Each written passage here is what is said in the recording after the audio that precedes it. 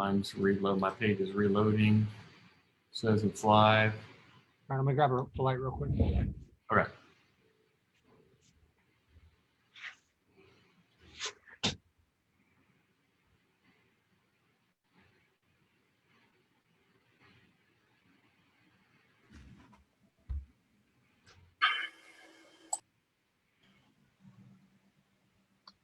What's going on, everybody?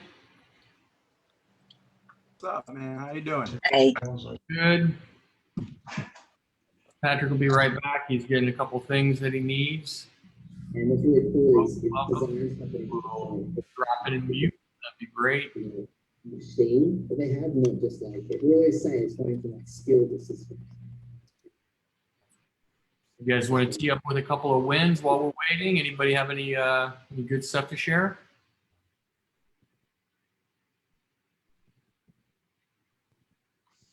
I have a non-monetary win. Oh, there we go. What do you got, Shaun? So I remember I watched a video of like Patrick talking about like Cloudflare, how like it optimizes all your stuff. So I pretty much moved all my sites to Cloudflare. Yeah, using like they have like an inbuilt API, so you can like automatically do all that stuff. So I made a little script and like moved all my stuff. Cool.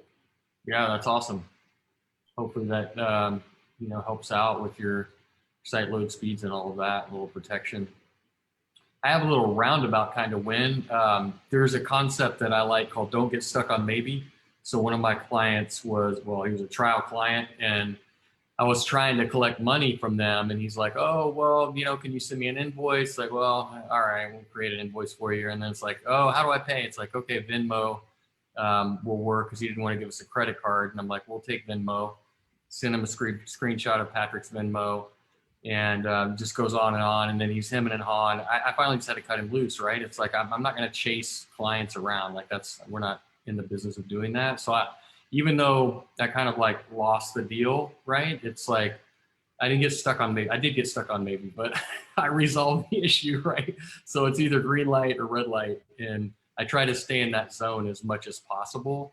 But sometimes you kind of have to give a little bit of leeway, because they could be a really good client, or they have, promise, and it's a balancing act and all of that stuff. But at some point, you've got to make a decision and just be like, this is not, even if he becomes a client, if I have to chase him around for money every month, forget it. Like, that's not what I'm about.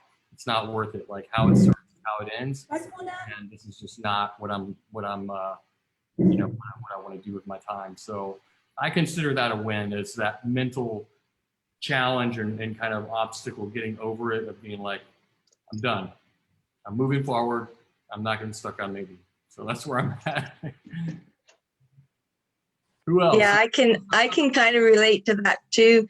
I have a client that, he contacted me back in December and was taking some snow removal leads for me, because he does landscaping and does a bunch of things, deck building, fence building, landscaping. And so I was passing these to him on a kind of like, it was just a free trial thing. And then he reached out to me probably around February or March to see if I would do the landscaping for him. And I said, yeah, sure, I can do that. And so I built him some sites, and the leads are just trickling in. But even if it's a really small invoice and he's still not paying it, am I going to wait around till it's a bigger invoice and he's still not paying it? So this week, somebody reached out to me from an ad I was just running, and wanted to do something with Google My Business. And I asked him what he does, and he said landscaping. He says, okay, well, we're going to get on a phone call tomorrow, because I might have something you're really going to be interested in. So yeah, it's like, I'm just not waiting around. It's, I'm giving you a chance while the site is starting to pick up some steam. If you can't pay me, even if it's a small amount, how am I going to trust you to pay me when it gets bigger? That's just, sorry, I gotta go. Yeah, that's right. And it is a balance. You have to give and take a little bit along the way, but it sounds like you played your part. And if you're at that mental point where you don't have the confidence in the deal, then it's probably better off that you just move to the next candidate and see where that goes. What do you got, Neil? You're muted. It looks like Lou's raising his hand. What's up, everybody? How we doing? Sorry, I'm a couple minutes late here. Let's ask Lou to unmute. What's up, brother? Hey guys. Yeah, just kind of along two things. Like number one, in the last week, I've migrated to, I've got the web Python set up and I'm figuring out Cloudflare, and just like long term, where you guys have got my head is like, lead gen's a freaking marathon, right? And so part of business is income, but also if you don't have income, cutting your expenses. So WordPress is going to be that kind of longevity of hosting and just reducing my, hosting costs beyond year one. So that's a big project, but I think that's going to save a ton of money over time. And then number two, like you said, Jeff, like just moving on from a trial client where it's like having that conversation. Okay, are we doing this or not? She's like, the leads aren't good. I'm not getting any value. Okay, thanks. Next, and I think that's an important thing to think about. Is like every time you fail with the trial client, you're closer to success. So I think of that as a win. Yeah, absolutely. That's that mindset of, we don't know how many steps there are until we're going to be successful. But what we do know, if we stick with this, we will be successful. And those failure steps, or where it doesn't work out with the trial client, that's one of them. It's just like, we're closer.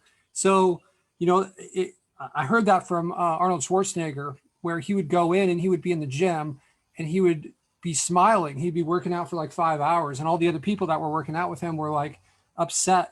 But he knew like every set he was like one step closer to his vision. So I really grasped onto that. It just made a lot of sense to me. And I think if we anticipate those trial clients failing, you can, in a weird way, this is what I mean when I say hack your brain. Who do we got? Jeff, you want to find out what's going on there? But in a weird way, if you can like hack your brain, you can almost celebrate those ones failing, right? Because now you got that out of the way. It's kind of like taking out the garbage. Like, you just got to do that sometimes. You got to take the garbage out. There's things that we got to do that we don't want to do that are beneficial for moving us forward, right? So getting those bad trial clients just gets us out of the way, just gets us one step closer to the right person. So yeah, I like it, man. And I don't know if he's on the call. Joshua Murdoch, I was talking to him earlier today. We did a call. I decided, Joshua is the one his house burned down. He almost died, right? Like a few weeks ago. Him and his son were in the house that caught fire where they were sleeping. I think it was their neighbor. Somebody came and banged on the door and woke him up. And like, he opened up the door and there's just like fire all over the place. They got out. No one got hurt. They lost their entire house though. So I was talking to him, I think it was 2 days ago. We did a little coaching call. And one of the things that he was struggling with is going in and collecting money, right? So he had a big win because he was, he's one of these guys that, he's a really smart guy, but he's not comfortable yet asking for money. And like when people don't pay, that's a hard conversation to have. So we talked a lot about that. And after that call, he went and called every single one of the people that hadn't paid him, and every single of those people paid him. Right. So that just that attitude shift of like, like, hey, I'm going to walk away, just like you're saying, Lou, where it's like, I'm going to walk away from this. Like that basically lit a fire under these guys, his clients to pay up. They didn't want to lose them. Can look a lot different from our end when, we've created this story on our end where they're going to say, no, we're going to lose a client, all this stuff. But you don't know like some of the time it could just be that like they're trying to bluff you and they do want your service, but they're business people. And, so I just want to share that one with you guys. I think a lot of people are in that same spot where it may be a little awkward to go and ask for that extra money, but walking away can really change everything. You had a second point, I think, Lou, right? You're muted, brother. Well, yeah, just like I said, cutting, again, I'm in that. I got 40 sites, and like 3 of them are rented and I got a 4th that I'm actively prospecting. But I'm nowhere near 60%. And I don't know if, I'll get there at some point, but just to buy more time, it's reducing hosting for year 2. So I'm going to migrate everything over to WordPress so that, year 2 is much less. I've got a lower break even point, right? Yeah, that's right. I mean, like I said last week, I've got 400 sites and I'm spending $130 a month on hosting for 400 sites, right? So like WordPress isn't for everyone. And I'm certainly not saying, hey, everybody jump on WordPress, but I think it's certainly like the most popular platform on the internet. It's proven. I've got a lot of websites that rank fine with it. We have run into like more complex stuff, but there's a lot of benefits. So you got to kind of weigh that. And I think, at the beginning, when you're getting started, it may not make sense to like start off with WordPress. Like, for years, Weebly was the way to go. And I think that was like a really good way to start things off. And then, when you get to a certain point, you've got some money coming in. Now it may make sense as you scale to get kind of a WordPress person on your team. Like you guys, you should not be trying to master WordPress when you can pay someone $4 an hour who's an expert from the Philippines. That's just not, maybe 15 years ago that would have been a really good skill, but now it's just not the best use of your time, right? So like that would be, honestly, that would be one of the first things I would outsource is like if somebody's building like expert level websites for $4 an hour, I'm not going to spend a lot of time building websites. It's like, it doesn't make sense to me. It's just like, what are the $1,000 an hour activities that we can do, right? So making big business decisions, prospecting, the sales calls, looking for opportunities to move our client from, $1,000 to $2,000 a month, that type of stuff. Solving problems within your team that are repeated every week or every day. Building training that your VAs can follow so that you never have to do these processes again, and you can kind of focus on things that are more important. Those are the things that I think are most important, right? And if you spend that time building websites, you're going to be a total of the hourly rate that you get, right? And if you're doing things that are worth $4 an hour, then like at the end of the day, you work an 8-hour day, that's $32 that you've made because you built these sites all day, right? So just something to think about. Do you have more to add, Lou? No, sir. That's it. Cool. Right on. What's up, Graham? Yeah, buddy. Something that Shiv touched base on briefly in the last call was, if you could have your time over again, what would you do different? And this question's been asked many times, and the same answer keeps reoccurring, which is, I'd pre-sell my lead gens. Is there anybody here that has some real world experience on what they're doing at the moment to pre-sell their lead gens, and what techniques are they using to do that instead of just, consistently churning out these assets over and over again and then having all these empty houses? Like, are there people that are actively pursuing this at all, and what sort of success are they having with it, and how are they doing it? Yeah. So personally, I would not, like, if I had to just do over again, I would not pre-sell my lead gens. I think I've mentioned this on a few calls. This has been my experience with pre-selling lead gens. There's a few different ways to go, right? So like one is you pre-sell your lead gen. So now what? You don't have a site built. So what's your plan? You're going to build a website. You're going to take their money on a monthly basis. Are you going to run ads? If you are not an expert, even if you're really good at running ads, I think you have an uphill battle. I think most of your money that's coming in, if you'd like to keep this person happy, is going to go towards ads, which means that you're not really making much money. So that's option one. And that's what we did. We've lost money a lot of the time. So the second option is that you don't run ads. And I bet you're going to lose the client 80% of the time around month 3, maybe month 4, depending on how good of a salesman, how patient the person is, how closely they kind of got their dial on their business. I think you're going to lose the client a lot of times because they're going to get tired of paying and not getting results. And it's going to be, my experience is it's hard to get results in 3 months. Like maybe there's other people out there that are better at this and do it faster. But, we seem to really start dominating around 6 months. I don't think anyone's going to pay for 6 months. Meanwhile, this whole time, the relationship, I think, is souring between you and the client. So, and it's harder to pre-sell a lead gen. So there's another thing, like right? If I'm pre-selling lead gen, and we could do this, like Jeff and I, we've done this in our agency, and it's what we've run into. And that's why we've shifted to this model of like, it's kind of like a hybrid pre-sell where we're going to take a startup fee and then you're not paying anything until the leads start to come in. So now they got some skin in the game, they can pay for it, and they're not expecting leads to come in like in month 2 or 3. Like, hey, we'll let them know flat out, like this may take 6 months.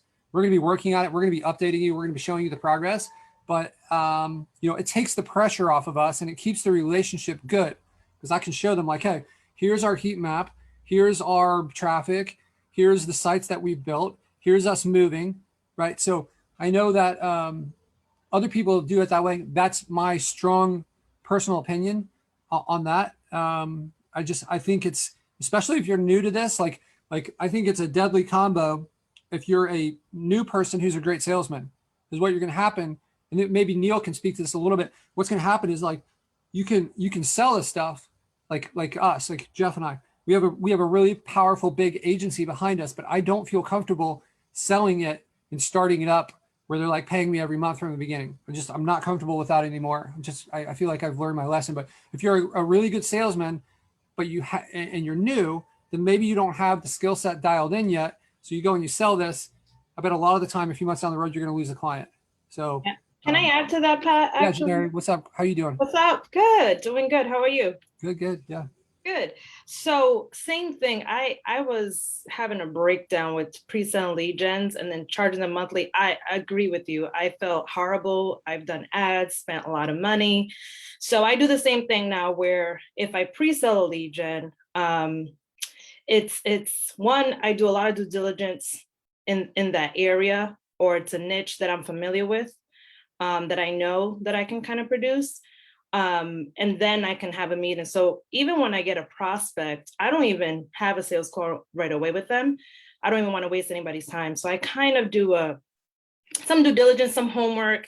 Then I set up a meeting with them maybe 2 days after, and then I feel confident in pre-selling it. And then they don't pay anything until the leads are producing, and that I feel better that way.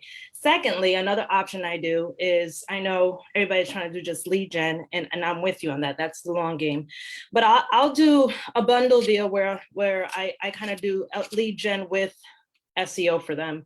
That way it's just kind of, I'm doing something for them, something's coming in monthly, and they can see what's going on. So that's, if you want to do a monthly thing, just sell SEO as a bundle deal. That's what I do, so. Yeah, I agree with that too. Yeah, there's a couple questions. Kyle's asking, how much are we charging for the startup fee? We've kind of targeted $3,000 for the startup fee, but then the next question Tia's asking is, how about charging a startup fee that covers the cost of your work going in? That's what we do. So $3,000 up front, and then nothing else until we kind of get a flow, and that can take 3, 4, 5, 6 months depending on the niche. And we are in the middle of a few of those deals right now. And I think they're working out much better than the pre-sales, just because there's less pressure. We're not losing money on ads. The client understood going into the deal that it was not going to produce overnight and that we needed time to build up to it. So they're cool, and it's just working out a lot better overall, in my opinion. Graham, does that make sense? I know that look, we're certainly not the end all be all, but that's what's worked best for us. Yeah, buddy. It's look, that's exactly the same framework that I've got going at the moment. So I just wanted to hear what your theories were. So it looks like everybody, all the golden stones, mate, have come into the same stream. So no, that's good, buddy. Yeah. One last thought on that, Michael is adding, which I think is a good nuance, is only pre-sell to existing clients that are well in the black on their existing lead gen. So that's a good kind of nuance there, is like, it's okay to pre-sell if they know you have a relationship with them, you're already producing on some other sites perhaps, because then you have a little bit more leeway to finagle the numbers or do some financial gymnastics if it becomes necessary. So that's a really good point. It's not like a pre-sell is a no-go all the time, but I think that, in our experience from what happened to us fourth quarter of last year, it's like, let's not do that anymore. Yeah, absolutely. We've had a lot of that same situation with the the existing clients, and we actually did the same thing. We just charged a startup fee, even though they trusted us a lot. We didn't raise the rent. I just don't. I think one of the most valuable assets that you can have is a client that trusts you. That like if it's a good client, one that trusts you, and you don't want to ever damage that relationship. So I'll definitely like take the startup fee. We just did this. I mentioned this on a call a few calls ago. We had an existing client, and he bought into a new company. It was in, if you guys remember, it was an air conditioning company in Austin, Texas. So I charged him a startup fee, and I told him, look, this is going to be a super competitive niche. You know, air conditioning in Austin's a city with, 2 million people surrounding it, right? And air conditioning is very like needed in Austin, obviously, right? So we looked at it. It looks really competitive. So we charged him a startup fee, and I'm like, hey, it may be 6 months. It may be like next year before you really start to benefit from this, because we're going to miss the summer. It's not going to be ranking by the summer. So, but just like a lot of times, I think these questions, we get kind of like sucked into the weeds a little bit, and we forget to like, what feels right? Do you feel like you're going to actually be able to deliver for this client? Do you feel like you're making an honest decision by like promising them stuff in 3 months? I personally didn't, and that was an issue.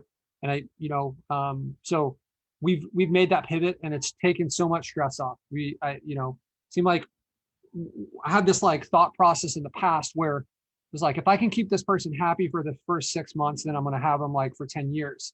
And it was this fragile state. And that was just like always kind of like bothering when they're in that fragile zone. So doing this way, it seems like they're not in that fragile zone anymore. Right. So, and you, like I said, you're not going to make money really until month 6 anyways. That's when it like starts to become more passive. Right. So, okay. We got a question from Juan Martinez. Yep.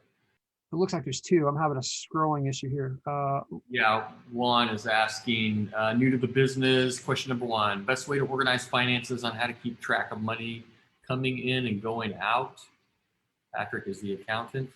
Yeah, so one of the things that you're going to want to do is, first of all, like when you create, even if you haven't set up your own LLC, just having a separate bank account that can have all your money coming in and out, right? So that's step 1, right? You want everything coming into your business and going out from the same account. You don't want anything else. Like, don't be like, hey, I only got this card with me, so I'm just gonna like throw it on here. No, you don't. You got to be really disciplined with this stuff, right? It's gonna make it easier to track your stuff and for your accounting stuff. There's a lot of different accounting packages. One of the things that I used to do is go into Airtable, and I would just like export my stuff from from my bank account, import it in like as a spreadsheet, import it into Airtable, and then in Airtable I would assign categories to it. So this could be like, hey, this is what I'm spending on Google Ads, this is what I'm spending on employees, and then like within Airtable, it's really cool because you can group it by category, and then it will total the categories for you. So I could just go through. Like if you've got access to QuickBooks or something like this, then obviously that's like, there's more sophisticated ways to do the same thing.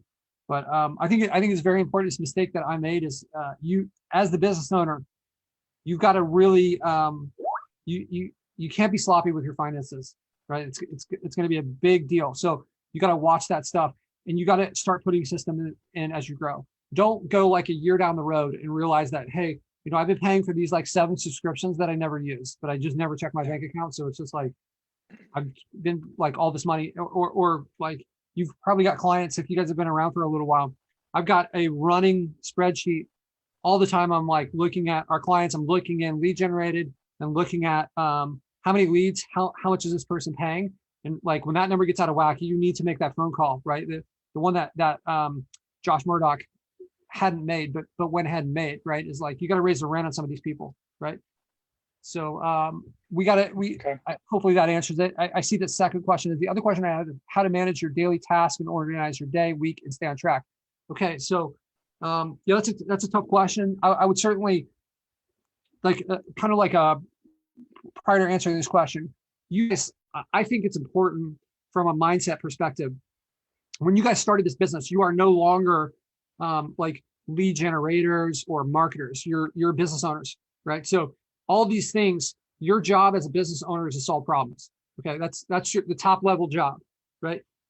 the problem could be like, hey, I need to like delegate some of the stuff like the website building because that's a $4 an hour task, right? So with time management and this stuff, we should be studying this stuff. There's time management books out there. There's like, you know, the 7 Habits of Highly Effective People talks about scheduling, right? So you need to, and there's, I think Gary Keller, the book is the one thing, right? So what I would recommend is, what are your priorities? What do you need to do? Get organized and don't spread yourself so thin. So you're like, hey, I'm going to build like 25 sites at one time. And it's going to be like, I'm going to do page 1 of all these sites, right? Like break it off in batches and kind of move things down the track. So there was a call, I think it was April 14th. I did a call where I kind of showed you guys the system that I use in my business to like manage our projects. So you can put in all your sites and you can put in like, there's different metrics in there. And this can help you determine which ones are kind of the closest to popping. And then I introduced this ratio on that phone call.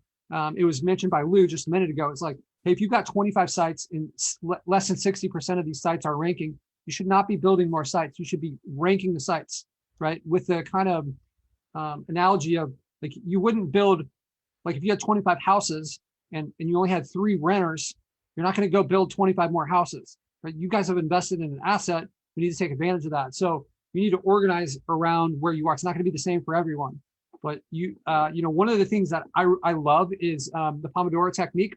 So basically, I think it's great for time management. So it's essentially, you're going to write down what you're going to do over the next 25 minutes.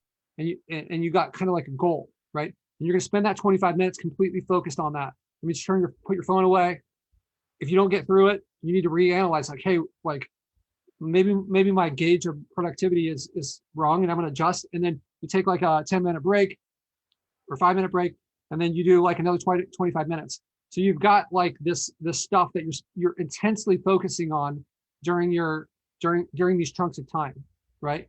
So, and you're going to move through this throughout the day, right? So read about it, the Pomodoro Technique. It's you know, it's been around for a while. I think the story was that the guy has like, I think Pomodoro means like tomato in Italian, and it was like some Italian guy, and he had like a clock that was only went up to 25 minutes and it was shaped like a tomato or something.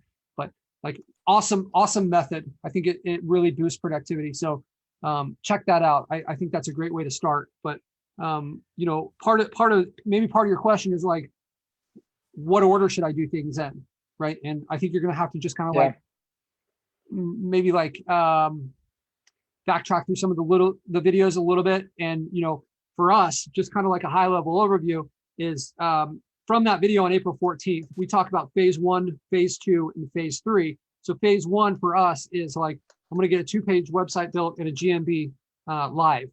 And then, you know, phase 2 has like certain backlink requirements. And so it's kind of giving you a game plan. And like all these metrics are just numbers, right? It's not true that we could just say like, if we're looking at somebody who's like a really good football player and we say like, okay, this guy's like 6'4", 225, he can lift this much, he can run this fast. Like that doesn't mean he's going to be great. And that's the same with our websites. But when you stack up enough of these indicators, it's more likely, right? So you got to take it with a grain of salt, but we want to check all these boxes like, hey, we've got enough content, we've got enough backlinks, we've got enough reviews, we've got enough GMBs, all these different things. So we're kind of like stacking the deck in our favor when we stack up enough of those things in our corner. So that's how I would approach it. One, I highly recommend, if you haven't checked it out, the video from April 14th. And then I think the next day or later that day, there was a spreadsheet that I included. And you know, it's made a difference for our business. And you know, based on the feedback that we got from that call, it seems like it helped people really form an action plan. Okay, thank you. You're welcome. Any other follow-up questions with that, man? I have another one. Yeah, I just posted it. My other question is, so right now I have one site. It's is ranking 3rd in the first page, and the top keywords, but it's not getting as many calls, you know, or leads. What can I do to, you know, make that better? And my other one is, I have another site that is first place in the map pack, for a week and is not getting as many calls or leads. What can I do to those sites so I can, get more? Now they're in the first page in the map pack. What can I do to make them get more leads? Right. So I think it's really subjective when people say that something's the first page in the map pack, because like, what does that mean? Is it so that like you're in the first page at one location for one keyword, or you've used the heat map and you're ranking number one across the whole city for this keyword, or multiple keywords, right? So which one is that one? Are you in, how did you determine that you were in the first spot? So I just type in, the name, I just type in, it's a gym, so I say kickboxing and certain city. And the first spot is my site that I did. So it's kickboxing is the main keyword, Yeah. Let me show you something. Let's just take a look at this. So this is our heat map, obviously, right? And you can see how things can change as we move across. You can see my screen, right? We're good? Yeah, I can. Okay, cool. All right. So you can see, like, let's look at this. So you can see that these people are ranked number one, right? And up at the top here, but down here, they're not ranking at all, right? And this is just one keyword, roofers near me. Okay. So what does it mean to be one in the map pack? So for us in our agency, to be one in the map pack means that I have a number one average across the city. And if you do that, you're going to have a lot more calls. But if you just happen to, like, if Google returns, we don't know what location they're returning it for when you do a search that way. But if they return this spot right here, you could think you're number one, but look how often you're not number one. So, and you should be looking for, like, I'm going to open up, give me 1 second. Let's open up Ahrefs. Hang on 1 second with this weird split screen thing going on here. I'm just going to stop my screen sharing for 1 second while I log into Ahrefs. So you really need to be ranking number one for more than the top term. Like when the leads really start to pour in is when you've got like 10, so like maybe you're number one for 7 terms or 10 terms.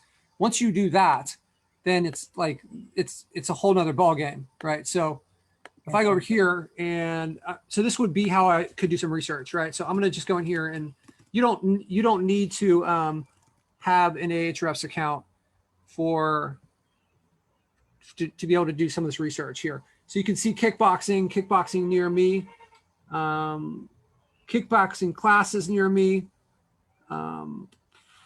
I would be going through some of these, and there's 54,000 other ones. So for those of you guys that don't have an account here, I could just go here and type in kickboxing near me and scroll down here towards the bottom, and I can see here's what Google's here. Like, obviously this is a popular for women. So I would want to be ranking for maybe all of these, right? Okay. And when you do that, and if you do that across the entire city, this is how you get more calls. So if we go back to the question of like, how do we do that?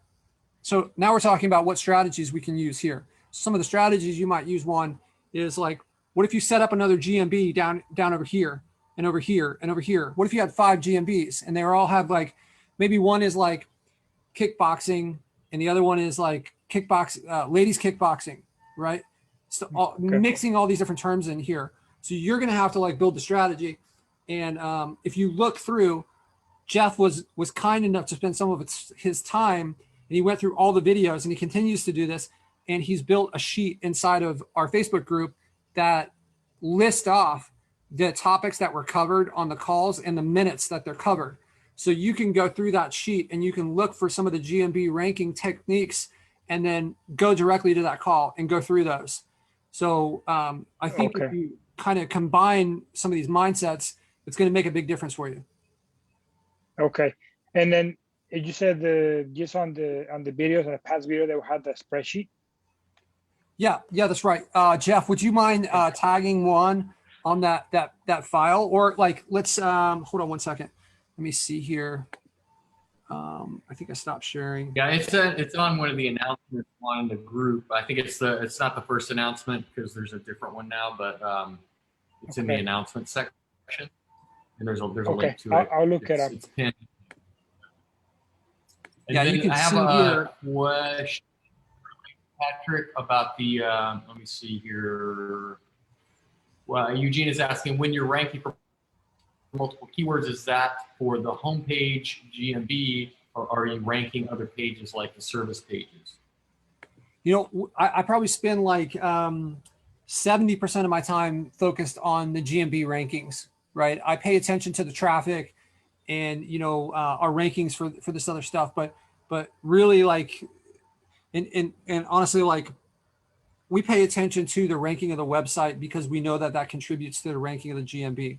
And we've had, you know, we've had websites that are ranking really well where we've lost our GMB, and we've continued to get leads. So I know that they're not all coming from the GMB, but a lot of times that's kind of like our go-to is just like, how is the GMB ranking, right? So yeah, but like it's great to be able to rank these other pages as well. I mean, getting as many people, as many like relevant people on your site is just only going to help you rank. Neil, I know you've had your hand up for a long time, man. You're muted. Let me ask you to unmute. Hey, and just so you know, it's not like I'm not interested. When I'm going like this, that means I'm taking notes. Oh, you had your, you checked the, so there's like within Zoom, there's a little raise your hand thing. Like, so it's. Oh, yeah. I did that because earlier Jeff was asking about wins for the week. What do you got?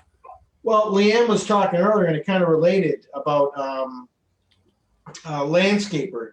Landscaping is a tough niche if you're in a spot like tropical, and you know where I'm at, Sarasota. There's 150 landscapers. You know, it's not something. And one thing that I agree with you 100%, which I wasn't taught the right way in the beginning, was 3 months you'll be getting leads, and it just doesn't. Now my expectations for myself and for the clients is that, look, it depending on the niche, it could be 6 months to a year before I really start to get some traction here. So just I want to give them those expectations up front. But I had a landscaper that I was actually thinking of letting, really nice guy, but the money's just trickling in, right? And it's not like I'm killing him with leads, but then all of a sudden the other day I looked and there was like 3 big deposits like through Zelle from him. And I called him up. I'm like, what's going on? He goes, oh, like I told you, man, these don't happen overnight. And they just sold. They got a bunch of other big ones coming in too. So he's just a really nice guy too. I would have hated to let him go. So I was on the board, and then he made the decision for me. So that was a nice win there. And now I got him, he's redoing the waterfall in front of my house. So there you go. And I had 3 this past week. I had 3 people agree to 10%, and it wasn't and relatively quick too. And I consider them wins because they seem like they could be mailbox people. You know, they get it. They're solid contractors. We hit it off. We're on the same level, you know. And like this guy today that I was talking to, he does home renovations and stuff. He's like, you know, this is great because he's going to give me 10% from the start. I said he from here on. He goes, no, man. He goes, you've been more than fair. Any of these ones that come in, as soon as I get paid, you're getting the 10%, and then we can work out a flat fee down the road. It just finding those people. It doesn't happen right away normally, but I think I found 3 of them this past week. Yeah. So it makes up for all the other ones that it comes and goes. You know, you just got to get used to it. With each one, you just got to get lucky once. That's kind of my mindset. You just got to get lucky one time and find a good client for each niche, right? And now I'm getting backups for them too. Even if I think I'm still getting someone else that say, hey, I got someone else right now, but they may not be able to handle. Would you want some of the overflow down the road? Right. And then look, if he doesn't work out, I call up and they're all excited. Oh yeah, you know, I just try to do the takeaways with people as much as possible. And I I've really had a problem finding a good contractor for a certain niche. It's a high-end niche, and everybody's booked out for the rest of the year. And so now I'm going out of my city. I'm going 2 hours away, and I got a guy that I have 2 hours away that's solid. He's talking about coming to where I'm at, putting a crew up in hotels and doing the jobs here. But now we're talking about, I got with some other people, we're talking about starting up our own business. You're talking this niche it's millions of dollars a year, and nobody wants to work. It's like, what? So it's like, it just seems too, I hate leaving money on the table. Right. Yeah, I know the niche that you're talking about, because we had that conversation a while back, right? So yeah, I mean, there's permits, there's architects, there's a lot to jump through. Yeah, but I've already got people in place that can do that kind of stuff. Yeah, so. I love it. I love so basically he was going and he was trying to send leads, and these people were busy, and they kind of like had it kind of just seemed like a poor attitude towards a lot of stuff. And for Neil, who's a problem solver, that's not the end of it. That's not like, the game's not over. He's basically went around, he found another route, and he's going to make it work. And eventually it's probably going to put the hurt on these guys, to have somebody that has this skill set in that industry that is like, started out as a lead generator, and now it's just going to make it harder for people to find those other people eventually. I went through a similar thing in Vegas, where I didn't end up starting the company, but I bounced around. And then, now we have 7 of the top spots on the first page with various websites. And some of the people's companies that were kind of blowing us off, my client has absorbed their crews because they've lost work. And my client has, like, he's gone from 2 crews to 11 crews, right? Wow. So like, he picked up the crews of the other people that didn't want our business and kind of like blew us off before. So it's kind of cool to see that circle back around. Obviously, like, I mentioned this before, the lead generation, it's kind of like a zero-sum game, where like, if you're taking it from someone, so like, we always try to make sure that we're taking it from the people that are not good to the customers, or like, and putting it in the hands of great people who do great work. Right. So awesome, Neil. Thanks for sharing that. Graham, is that you? Graham, you got another question, brother? Yeah, mate. Just going back to what you said about getting $3,000 up front.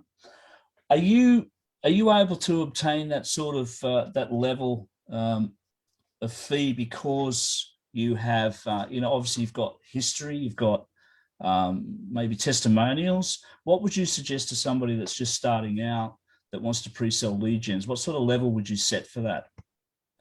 Good question.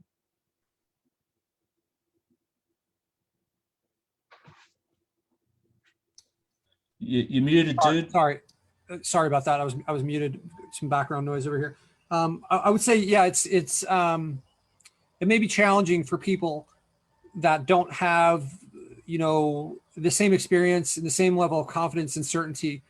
After you've done this for a while, you get like a certain level of swagger that makes demanding that, like, I don't really think twice about it.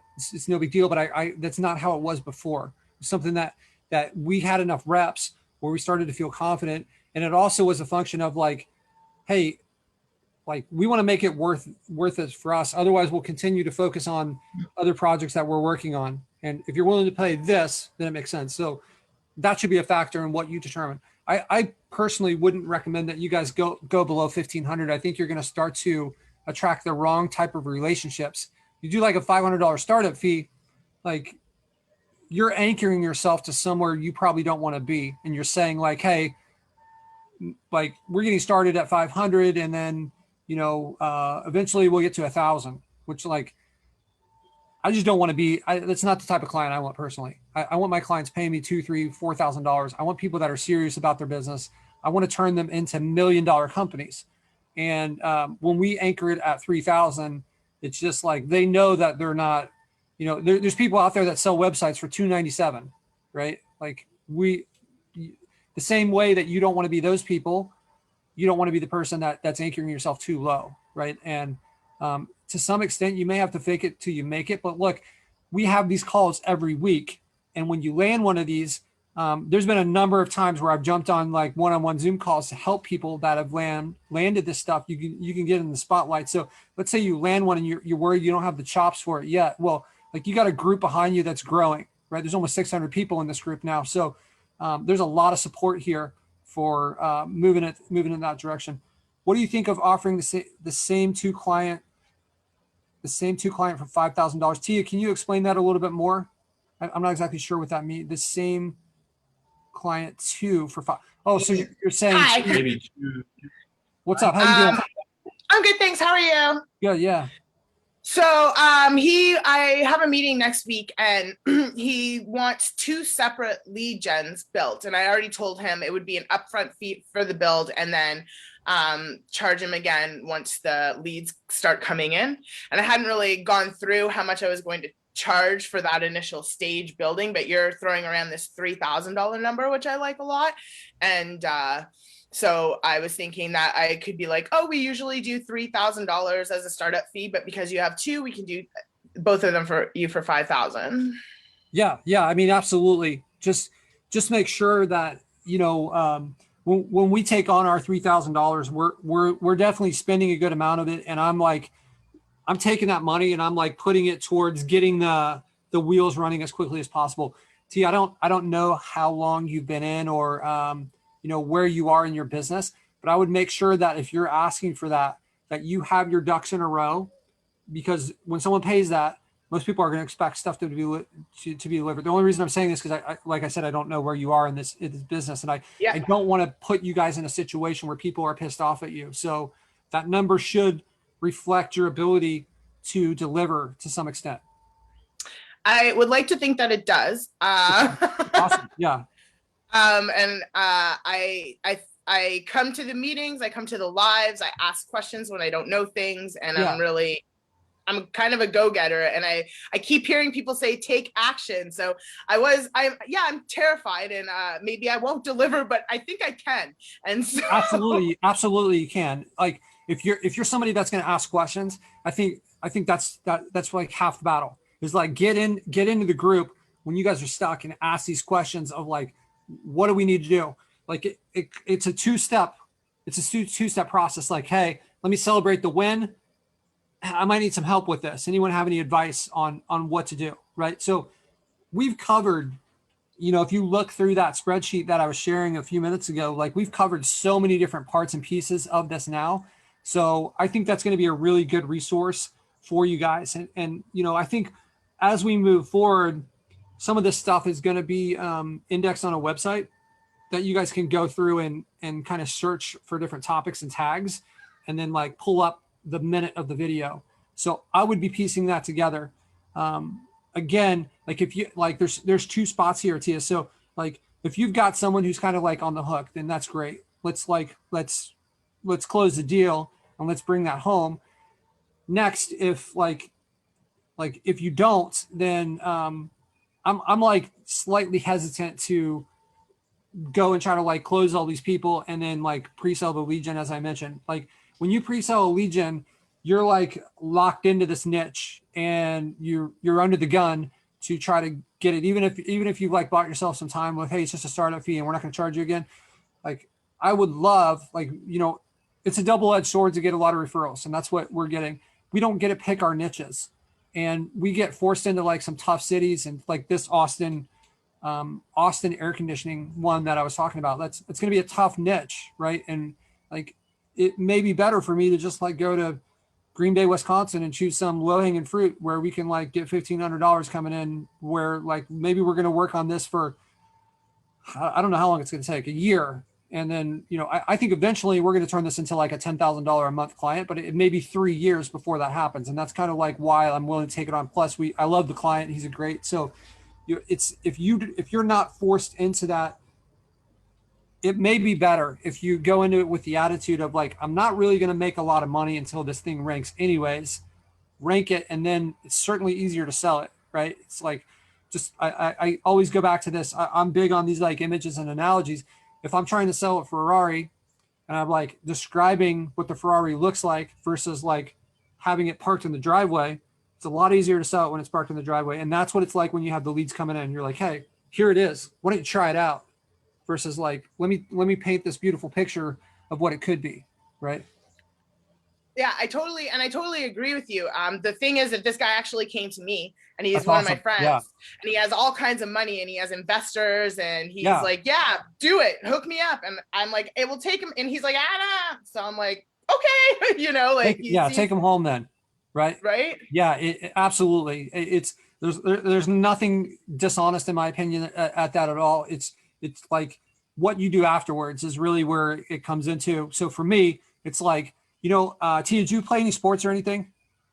Yeah, triathlon. Triathlon. Okay, so you got to harness that competitiveness from that, and that's how it is for me. Like when we bring on a new client, I'm like looking at the competitors, and I'm like, oh my God, look at this dude. I'm like, I'm gonna crush it. Oh, I'm gonna get this guy too. Like I've got these guys on our dartboard, and we're throwing darts at them. I'm like, it can be 1 o'clock on a Saturday night, and I'll be like, this guy, this air conditioning company over here, man, they've got 3 GMB set up. I want 9. Like I'm getting fired up seeing it. It's not something that we kind of approach casually. It's like, I'm going to demolish the competition because this person believed in me. This person went out on a limb and threw their hard-earned money at you. There's 0 chance I'm going to let them down. That's kind of my attitude. So like, I hope that you guys have that when you collect this money, because these people, just like us, or just like you guys, when you sign up for some of these expensive courses, like it's scary. You don't know if it's going to come back. They have the same attitude. You got to put yourself in their shoes and realize what it means that they trusted and believed in you. So I think most of you guys have that, but it's just something that I feel whenever we bring on a new client, and you know, my team has that kind of competitive. We do competitions. I'll tell you guys, I wanted to share this with you guys last week. This is kind of off the topic to you, but we did a contest in May of like, I set it up so it's like every live GMB was worth 5 points. Every I think if it was the postcard was mailed, it was worth like 2 points. And I think if it was impending, it was like 3 points. And at the end, you had 30 days. So we have 3 managers. I think we ended up getting, I'm going to say the wrong number, but I think we ended up getting like 30 or 40 GMBs live during May through this contest. So like for those of you guys that have teams, then like setting this up, or we could set some of these competitions up within the group, right? And maybe we could have some awards, but if not, then like hack your brain and come up with like these people. I kind of have this idea that when we go into a niche, these other competitors that are in their niche, they've called me out. Like I'm like, they've declared war. They have no idea that I even exist, but in my mind, I'm like, they've declared war on me, right? They're like, they're challenging me. That's the picture I paint in my head. And you know, it's not that I want to do anything. It's like a game, right? It's and that's kind of how I go into it, and I get super focused on it. So if this is different than what you guys are doing in your businesses, and you're struggling, maybe this could be a way. This mindset shift could be a way to change that result for you. It's just like play a game, like invent a game. I shared this before. One of my favorite stories ever. Michael Jordan. He in the documentary on Netflix, The Last Dance, he talks about he was in this game. They were in like the playoffs or something, and this rookie got like Mike didn't have a good game, and this rookie had like a really good game that Mike was like guarding and stuff, and so like apparently after the game, the rookie comes up to and puts his arm around Mike and says like good game, like taunting him, and then you know, the next game Michael Jordan comes out and he just demolishes the rookie. Like the guy couldn't touch the ball, and he scored like, you know, Michael Jordan scored like 40 or 50 points. And he's like, what the people interviewed him after the second game. And they're like, what was this? Like, why did you target this guy? What, the guy didn't even touch the ball. It just seemed like you had a vendetta. And he's like, yeah, this guy came up and said this. And then they asked the rookie and he's like, I never said that. And then, you know, so, you know, 20 years go by, Michael Jordan retires and they ask him again, did this guy ever say this? And he's like, no, he never said it.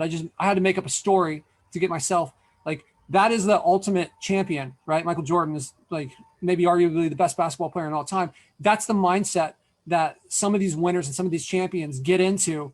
They got to play a game on themselves. so that they can call on their their A game. So there's no reason why we can't do that in this too. Like, you don't have to be in the MBA. It's just a simple mindset trick, right? So, all right. So let's see if I would say go for it, and then rely on the group.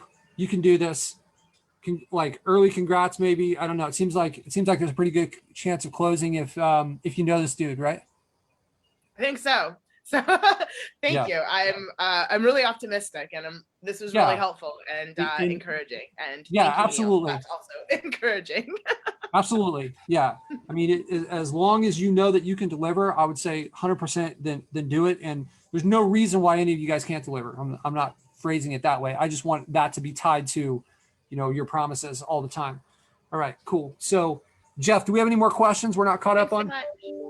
Yeah, we do. We have one from Andrew in the Facebook chat, and he's saying, how do you find these clients that are willing to pay the higher prices? He says people are shocked when he gives them a $1,500 quote or like $500 a month for SEO.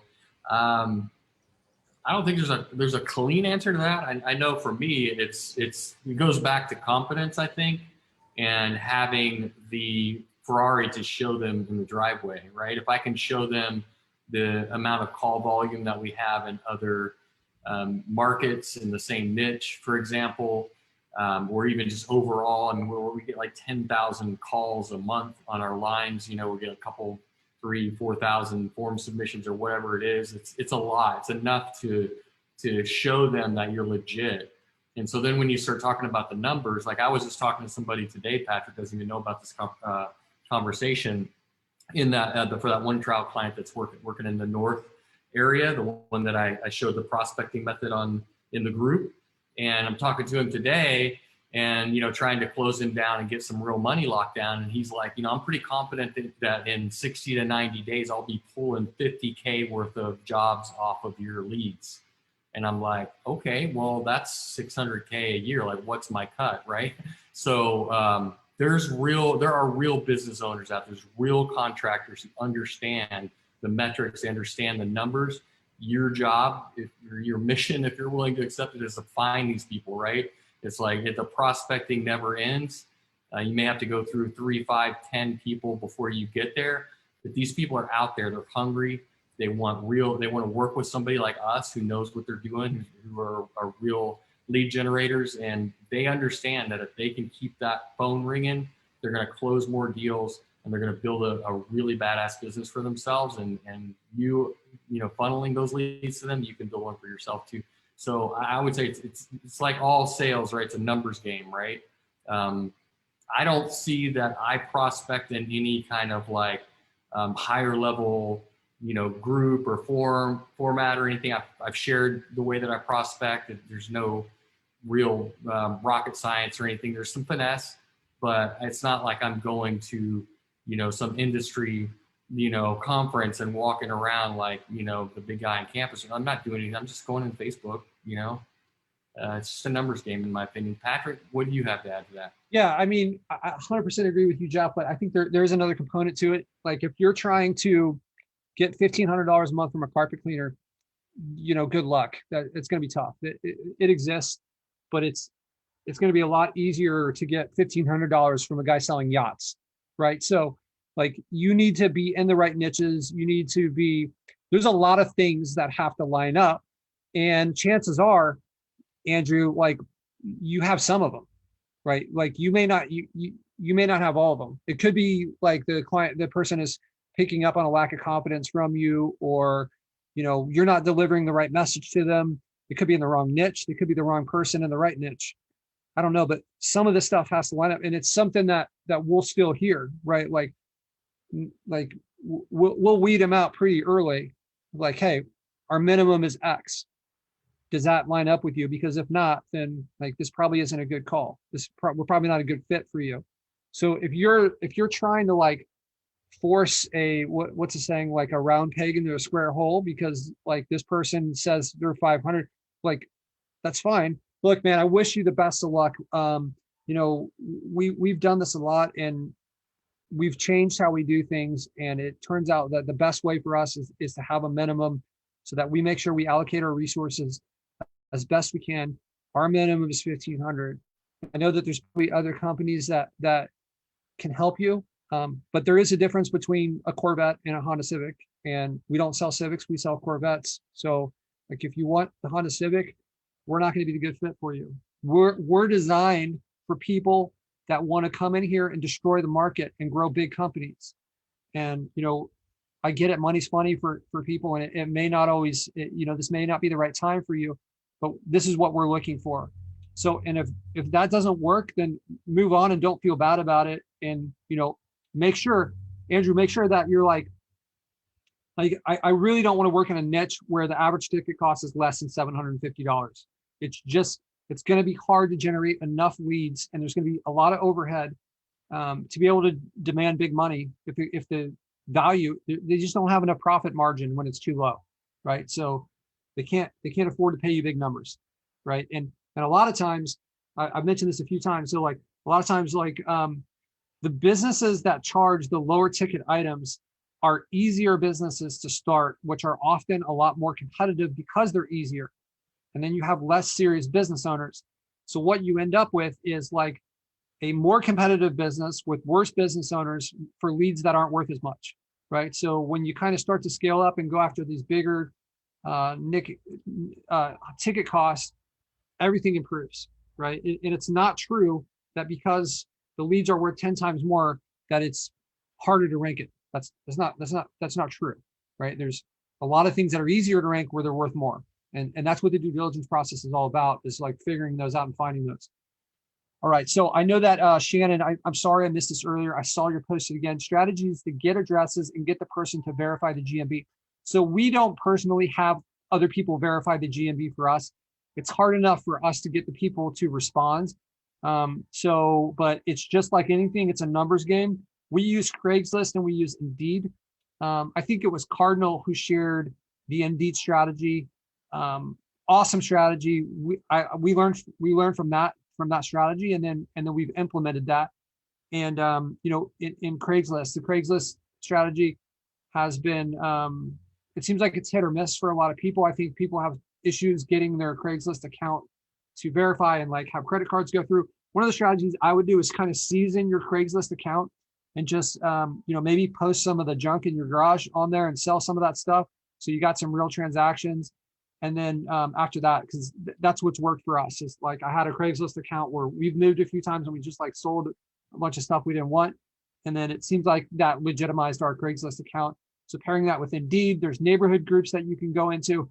So if you're trying to get a GMB in the city that you're in, then you can actually like go and put flyers on someone's cars, or like, you know, knock on doors, or like just ask them, hey, I'll pay you $50.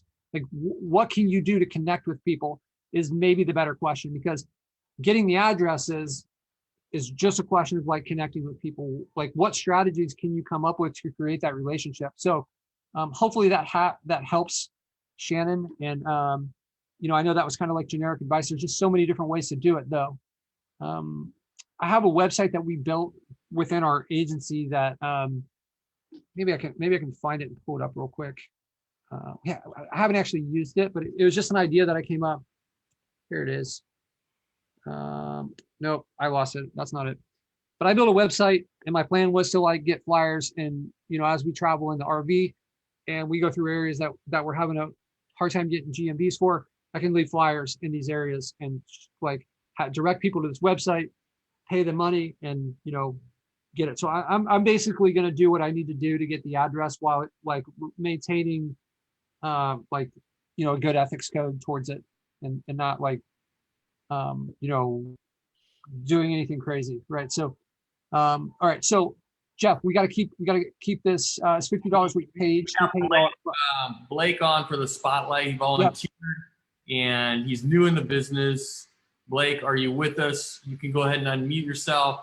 Hey Jeff, before we head over to Blake, Shannon had a follow-up question, so I'm going to just I'm just going to grab that real quick.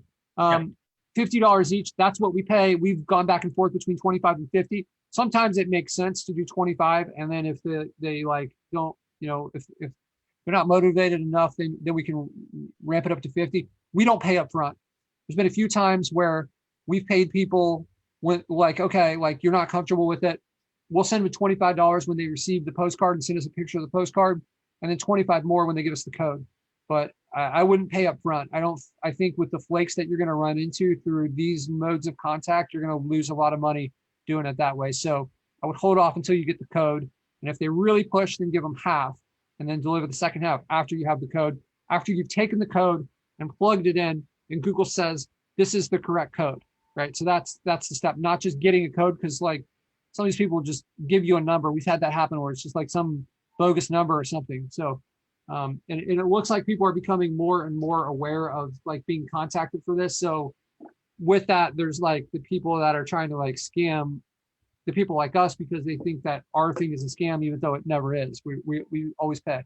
You know, I would, just like anything, I would treat like, we had a person, it had been a couple days, and we agreed on $50, and I did not pay this person because I've just been busy in my own life and I didn't have a chance to go through and make a payment. So I sent them $75 instead of 50, because like, hey, this person was like a little upset because they thought it was a scam at some point. So that's kind of our mindset on this thing. All right, cool. Let's go over to Blake. What's up? How you doing? You out there, Blake? Hey, how you doing, guys? What's up, man? How are you? Where are you from? I am from Richmond, Virginia. Oh, okay. We got a few people, I think, on this call. Oh no, they're up north. They're in like Alexandria area. You're kind of Southeast Virginia, right? Yes, sir. Okay. So how long you been in this business model? I started on the 15th, exactly 2 months ago. Okay, so you're 2 months in. And what did you do before this? Before this, I was a pizza delivery driver. I did like Grubhub and DoorDash and stuff like that. Yeah. Okay. Yeah, I got an old time friend who has been doing like Uber Eats, and I'm coaching him on this business model now. So yeah, that's cool, man. This like this business model has no, it doesn't really care as far as like what you're doing before. Like there's no rule that you can't go from like delivering pizzas to making 100K a month. Like that's not a rule. So that's awesome that you've made the choice to take control of your future. So 2 months in, talk to me. What do you have in place?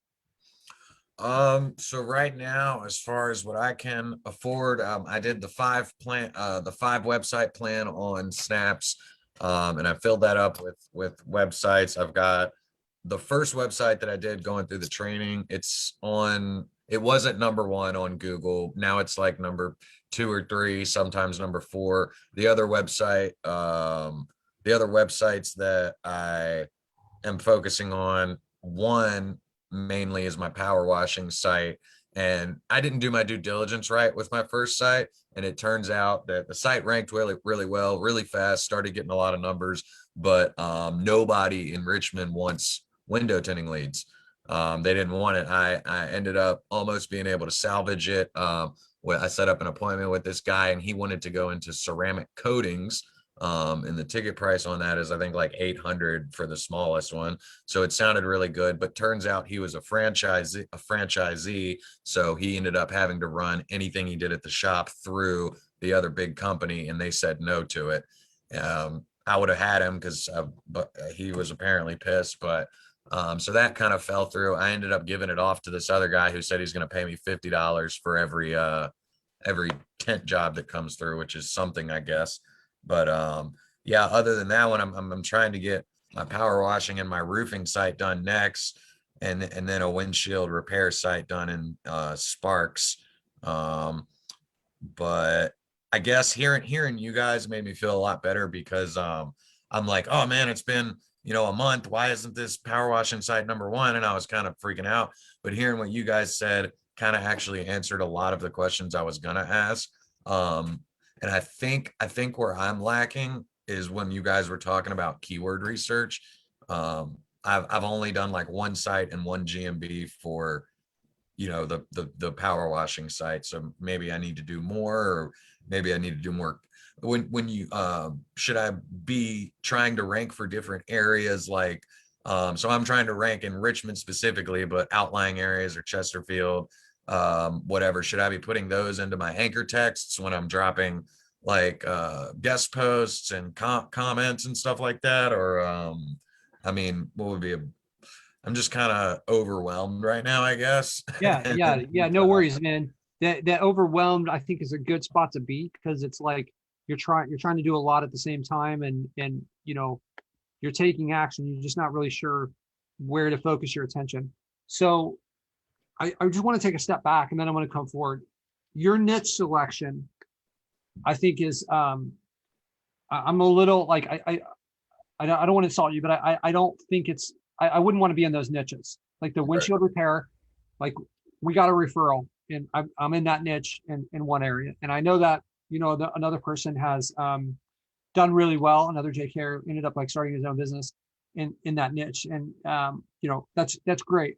But I just personally, like, those are going to be 100 to 200, and so is the same thing with like window tinting, and so is the same thing with like pressure washing, right? I know that some of the pressure washing jobs can be bigger, but you need to ask yourself, Blake, like, I'm just going to run you through this line of questioning.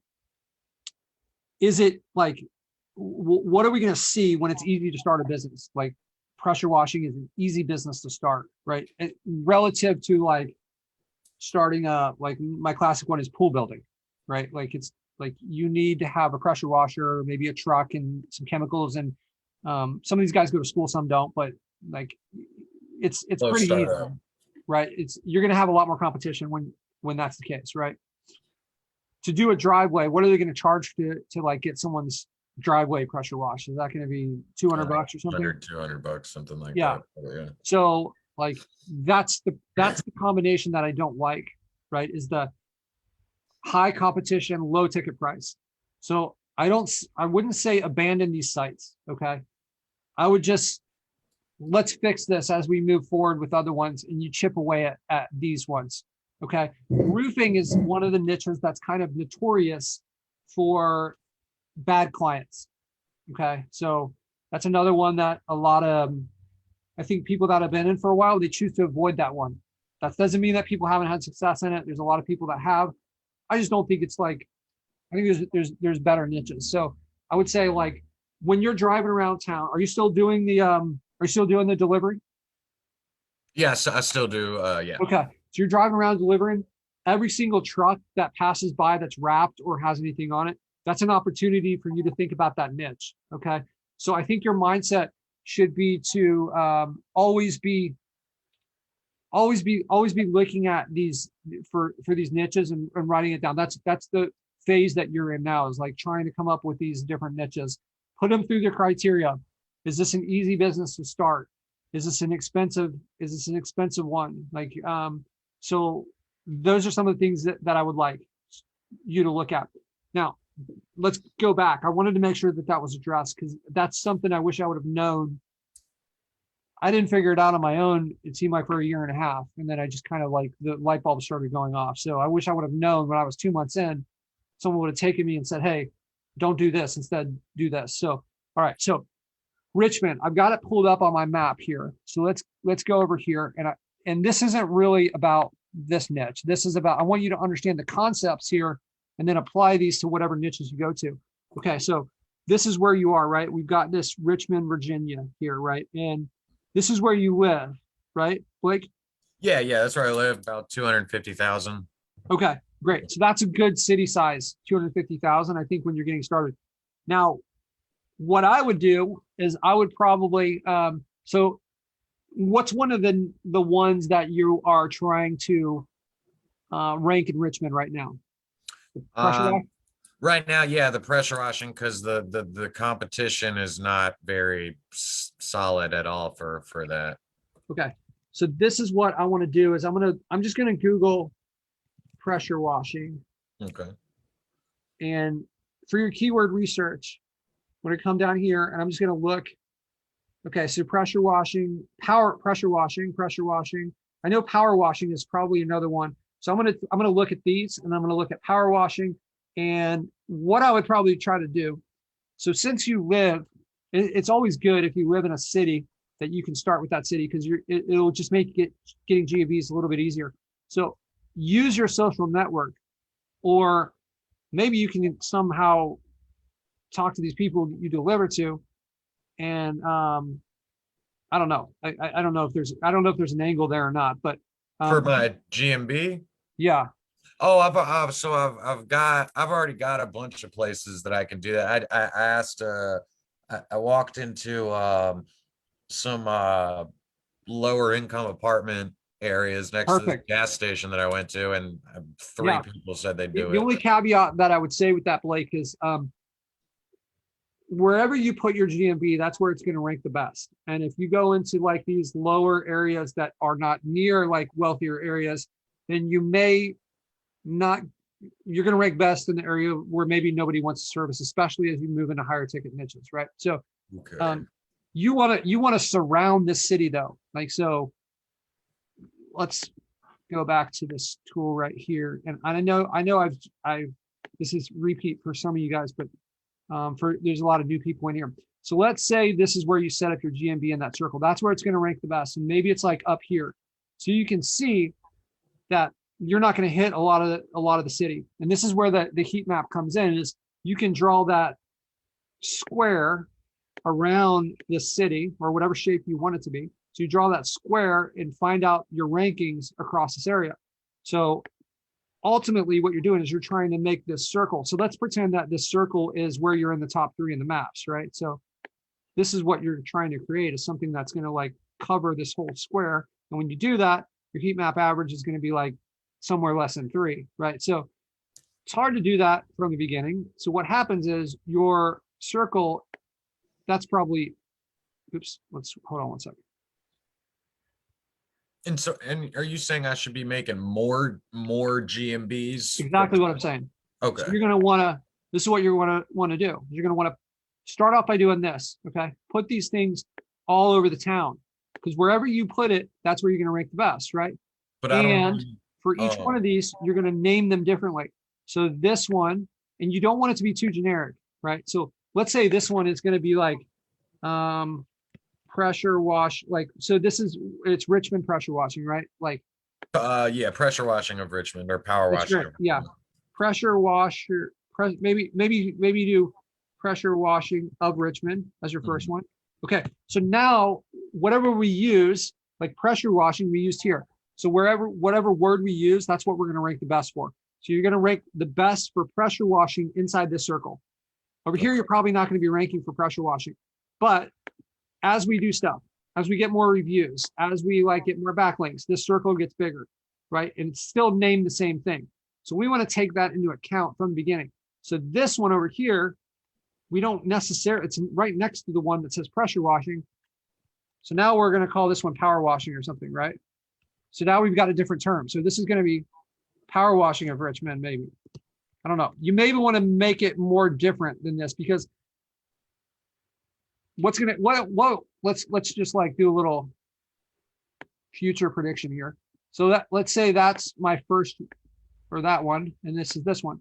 Okay. So in this like area inside both these circles, that's where both the pressure washing and the power washing are in the top 3.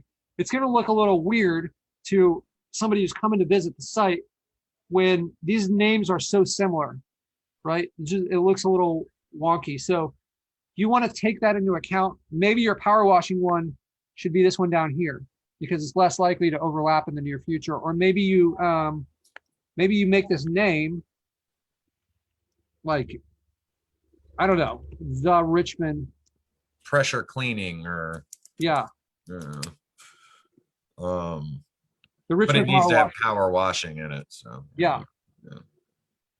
So you can look for clever names on the internet. If you do a search for like funny pressure washing business names, then somebody somewhere did something cool, right? Make sure that you keep it appropriate, because people will come up with names that seem funny, but that's probably not the right name, right? So does that make sense, this strategy here, Blake? Yeah, it does. And so, but you're not saying that I need to make additional, do I need to make additional GMBs and additional websites circling that area, or just so one that's a great question. In this situation, I would say no. Like other situations, yeah. So right now, go with GMBs. You got a city of 250,000 people. you're in a niche that I don't love, right? So I wouldn't build multiple websites out. If I get a really good client in it, maybe then I'm going to revisit that idea. If I'm getting paid a good amount of money, then maybe I'm going to start stacking additional websites there. But for now, with the city of 250,000 people, I don't think it's necessary for you to build like 6 or 7 sites. That's the approach that we do when there's like a few million people. Or the second one, like if you, so the reason I wanted this map up, another reason I wanted this map up is like, if there are a group of big cities that are near each other, that's a good situation to build out multiple sites, because then you can go after each one of those. So I know that Richmond has 250,000. Are there other cities around here that have like maybe 100,000 or more? Oh, that's pulling up Ohio. Fredericksburg. Okay, so what is the population of that? I'm not too sure. I think probably around Richmond's population. Okay, so how far away is it? About an hour and a half. So that might be too far. You need to think about your clients here, and are they willing? They're probably not going to be willing to drive an hour and a half. So it looks like that says 28,000. I don't know if I have the right city, but let's pretend that it was 100,000 people, but it was an hour and a half away. I doubt you're going to have a client in that niche that is going to want to drive an hour and a half to do a job for $200 or $100, right? So, but if you're in LA where there's like big city after big city right next to each other, then that's a different situation where maybe that would justify building out more sites. So there's a lot of things. This is the mindset that I want you to go through when you make that decision. So this isn't a solution to what you should do on this individual site. Think about it more of like, this is the concept of how to make this decision on your own for future sites, right? And so one other question I had, so I can do the multiple GMBs to, so I guess my other question would be for more like keyword effect. If I wanted to rank in say Chesterfield which is a surrounding area, or Powhatan, which is a surrounding area, could I start dropping like, I don't even really know what I'm asking. Like, is there a way to stay with this one site with this GMB, but rank for different areas, or am I just screwed since I've already ranking it for Richmond? Yeah. So let's go back. Let's go back to my beautiful drawing here, and like I said, these circles can get bigger and bigger, right? So this circle could look like that if it's possible, right? So if you think about this as an antenna, and the bigger the antenna is, the stronger the signal is going to be. So you can hit those other areas. How do you target those areas? Okay, so here's some of the strategies that you're going to use. It's like, one is that you like within that GMB, you can name photos. It's like pressure washing Chesterfield, power washing, whatever the other city is. You could have posts. You could have reviews. Like what if you had a review that said, hey, I own this house over here in Chesterfield and I hired this company for power washing and they came out and they did a great job. What if I had pages on my website that talked about those different things, right? And then like you could set up additional GMBs over there. Don't fear get comfortable. Blake, I want you to get comfortable like getting more GMBs, right? It's a good thing. So like if these places start to be like half an hour away, then maybe it's time for another GMB there, and you go and find a way to get one there. And just to clarify, I'll be setting up these Google My Businesses, but I'll be linking them all back to the same website. Same website, different pages. Got it. Okay. Different phone number too. Yeah, these were questions in the Facebook chat, Patrick, that I was once you guys got to a stopping point. Yeah, different phone numbers was a question, and then linking them to interlocation pages was a question. I believe that's. Yeah, we've covered this a lot on other calls, right? So like I'm happy to go back through it, but just to get the most value for the group, I think Jeff has created that awesome resource with the spreadsheet that we can, like, you guys should all go through that and check it out, and then find some of these ones where like I dove deep into this of how to set this up with drawings and all sorts of strategies. So That's all. I use that as a resource. Anytime you have a question, just look at the keywords. I tried the keyword. I didn't tag it with hashtags, but if you search the keywords in that document, you know, at this point, almost inevitably, we've said something about it. So try to lean on that because it's already been asked and answered. And then if you come with us back to, you know, to us with some nuance or something that we can elaborate on it, perfect. And that, sorry, that document is where, one more time? It's in the group under announcements, and Announcements, okay. Probably in the group, it's a pinned post. And then once you get it, just save the link, you know, somewhere where it's convenient for you, and you can reference that anytime it's published to the web, and you can search it, searchable document, and has a lot of great information with all of the calls linked back and timestamps that are not perfect, but you know, they're in the ballpark. Right on. Okay.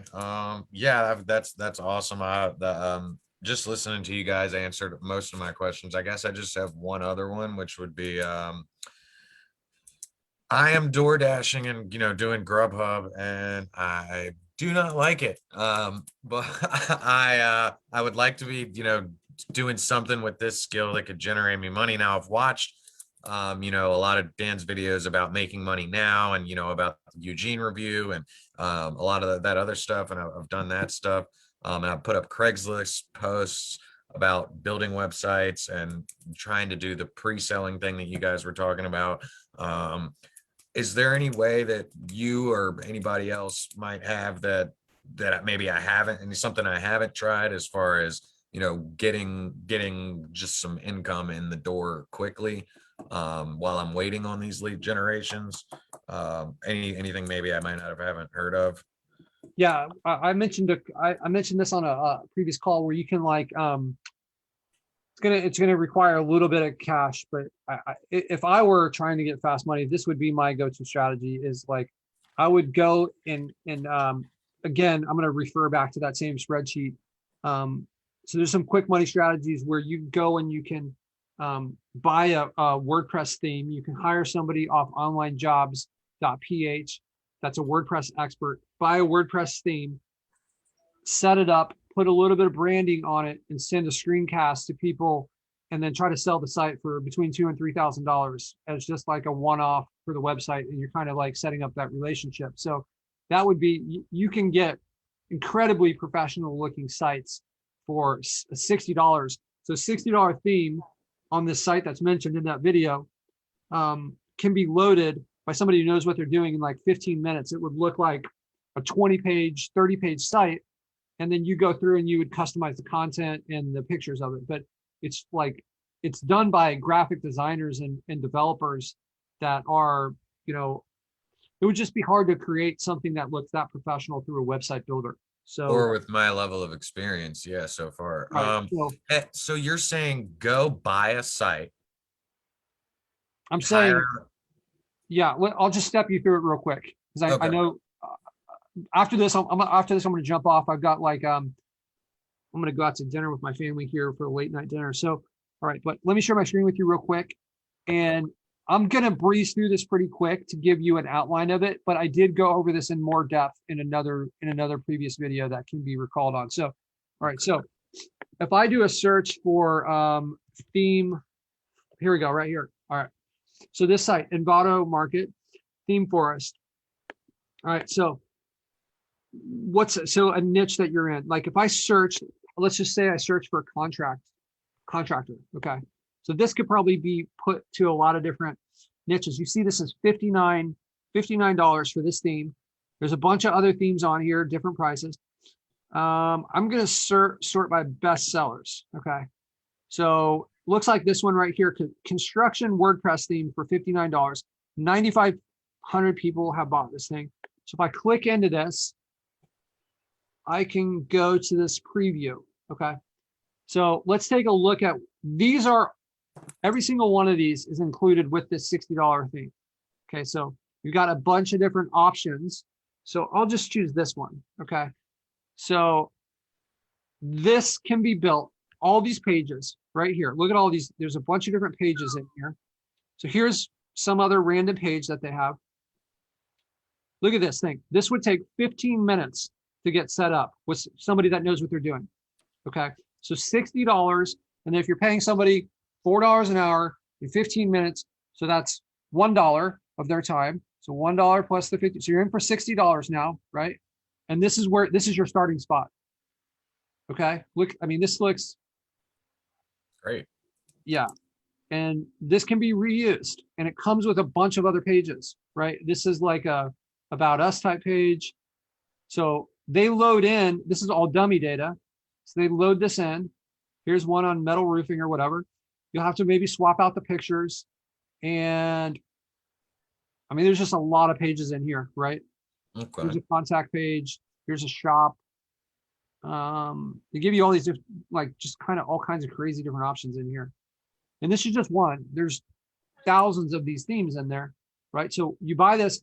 Now, what if I were to buy this and then I was prospecting a bunch of different people? I've got like 10 people on my prospect list, and I would go and grab their logo and put their logo on this thing and send them a screencast. They're in this niche.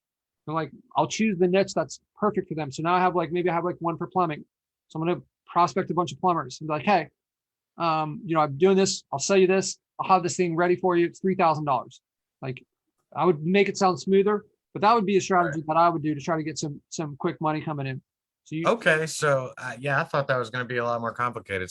So theme forest or wherever I find it, grab the website, and then the one part that's eluding me is, did you say I needed to find somebody to like make it better, or to do some extra? Yeah, you're gonna have to find somebody. If you don't like, WordPress is more complicated than these other systems.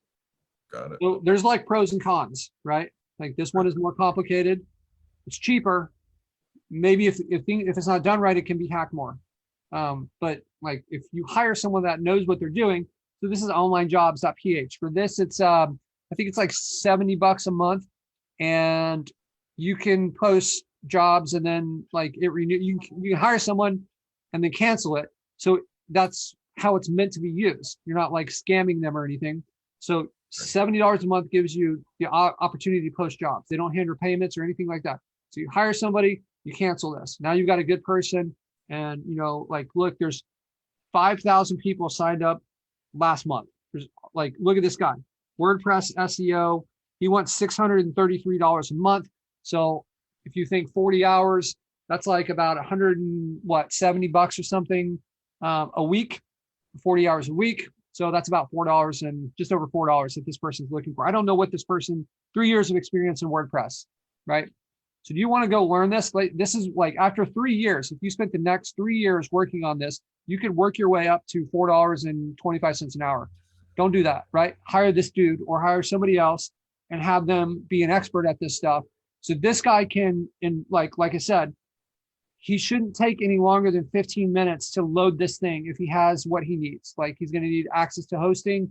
He's going to need the files from the theme. Maybe you give him access to your theme forest account, right? And then you connect this stuff, and he'll set it up, and it should be good, right? So you're saying just tell him what I want, he'll take care of it. That's right. That's right. Okay. You have a little bit of trust here with some of these people. Don't ever give them access to your registrar where you buy the domains, but you can give them access to your host, right? So, okay, cool. So that would be the strategy that I would use. WordPress doesn't cost anything per month, $0 per month, right? So just like it doesn't cost, you're paying for hosting though. But if you go to some of these hosts, like the one that I mentioned last week, there's a lot of other ones out there. Like the one I mentioned is the one that I personally liked, WebHost Python, right? I covered it on the call last week. If you don't like it, then go choose one of the other million hosts that are great out there. This has just been the one that I think is my favorite. So if you go in here, they have a lot of different plans. I recommended them because I think that their speed and their product is great. I think their pricing is phenomenal. Their customer service for me has been great. I know that Shannon had a little bit of issue getting connected with someone, but I think then maybe Shannon, you can tell the end of the story there. I'm not sure what happened, but I felt bad because I was recommending them on their customer service, and she was having a hard time getting hold of them. But that personally had been my experience so far. Hey Blake, I appreciate you showing up, man. I hope you got some value out of this, and Absolutely. just showing up to the calls, and go mine that document for any of your questions. And Okay. Sorry, I'm not trying to take up you guys' time. No, Jeff is doing me a favor, because like It's And there's this one, stuff- there's one quick question on the CRM, Patrick. That's why I'm trying to pull you away. If we can answer that, because that's an important thing. Yeah, to get. absolutely. Yeah. So Treen is asking, I love the lead gen form submission, but I'm having trouble integrating it into Snaps. Can you show that quickly? If you can, Yep, show absolutely. that, we got to get Patrick to dinner, and that's how we're rolling. So thank you again, Blake. I appreciate you showing up and trusting guys. that we could. Awesome, Blake. Really nice meeting you, man. Thank you for kind of sharing your story here. And dude, stay plugged in this group. There's a lot of cool stuff going on in there. Thank you so much, guys. Yep, absolutely, man.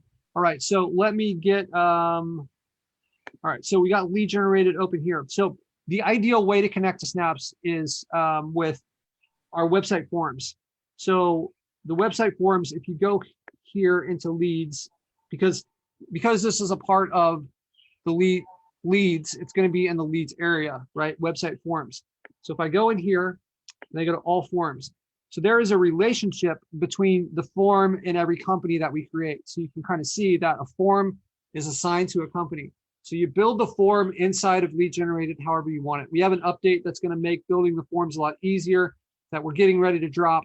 It's going to give you a lot more customization. It's going to look a lot more like what you would expect when you build a form inside of a website builder. So we're about ready to release that. There is one caveat with this right now. We are working like crazy to try to figure out why our forms cause Google Ads to think that the form is malicious. And I think we're close to a resolution with that.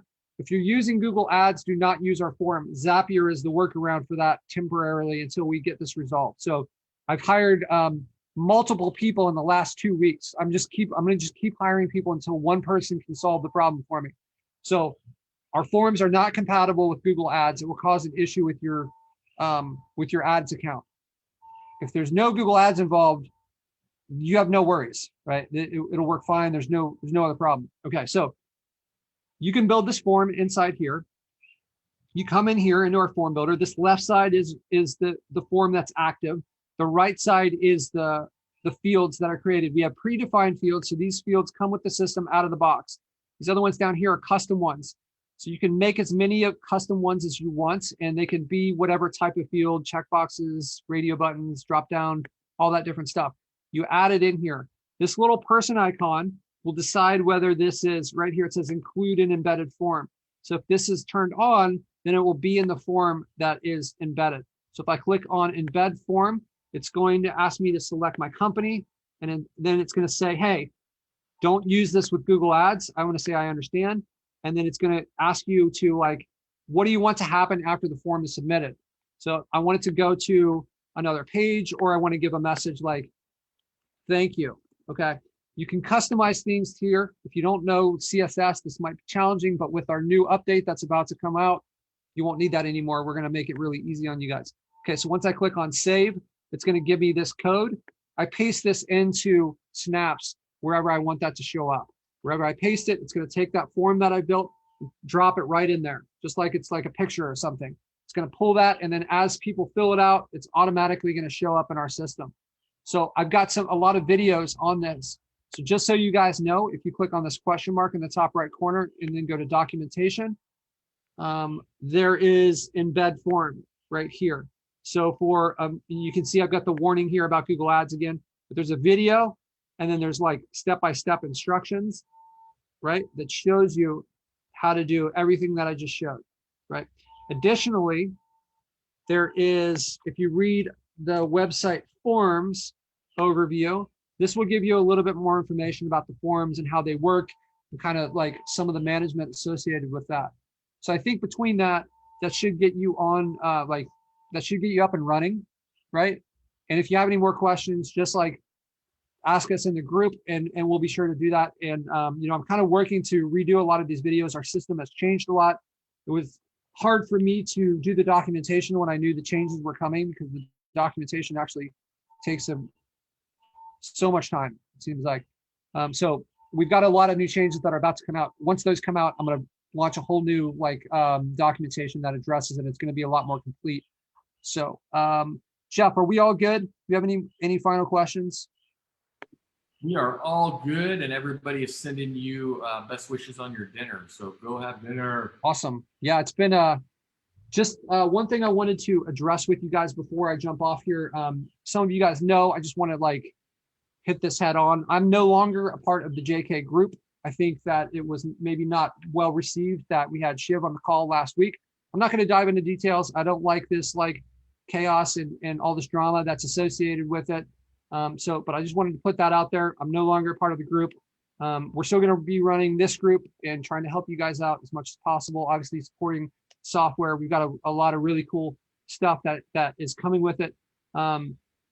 Yeah, so let's end this call like we end all the calls. You guys got 7 days before the next call to create wins. So whatever actions we take this week, let's do it in a way that we have stuff that we've moved our business, that we've moved our life over the next week so that we're in a better position, right? So it may not be that you close a client in the next 7 days, right? For some of you, that's not, but you can make the ability to close the client 1 week sooner with the action that you take in this next 7 days. So those of you guys that need money, you've got some ideas from this call. So I appreciate all you guys. Have a great week. If there's anything you need, we'll see you in the group. Take care. Bye, friends. Peace, everybody. Bye.